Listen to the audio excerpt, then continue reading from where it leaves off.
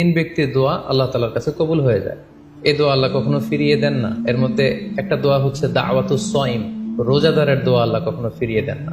দাওয়াতুস সাইমি মাকবুল, এটা আল্লাহর কাছে কবুল হয়ে যায়। ঠিক ওই মুহূর্তটাতে আল্লাহ তাআলার সফট কর্নার খুব বেশি গ্রো করে, আল্লাহর রহমতের দরিয়ার মধ্যে একটা অভাবনীয় জোশ পড়ে যায়। আল্লাহ তাআলা এই দৃশ্যটাকে খুব দেখতে পছন্দ করে যে বান্দা সামনে খাবার নিয়ে বসে আছে, শরবত নিয়ে, পানীয় নিয়ে বসে আছে, ক্ষুধায় তৃষ্ণায় সে জর্জরিত, সে চাইলেই সামনে থেকে নিয়ে মুখে তুলে খাবারটা খেতে পারে, কিন্তু সে আমার ভয়ে খাচ্ছে না। তখন আল্লাহ তাআলা এই দৃশ্যটা দেখতে বড্ড পছন্দ করেন। ঠিক এই মুহূর্তে আপনি যখন বুদ্ধি করে আল্লাহ তাআলার কাছে চাইতে শুরু করবেন, কায়মনো বাক্যে চোখের পানি ছেড়ে, আপনি চাইতে দেরি হবে, এই দোয়া আল্লাহ তাআলার কাছে কবুল হতে দেরি হবে।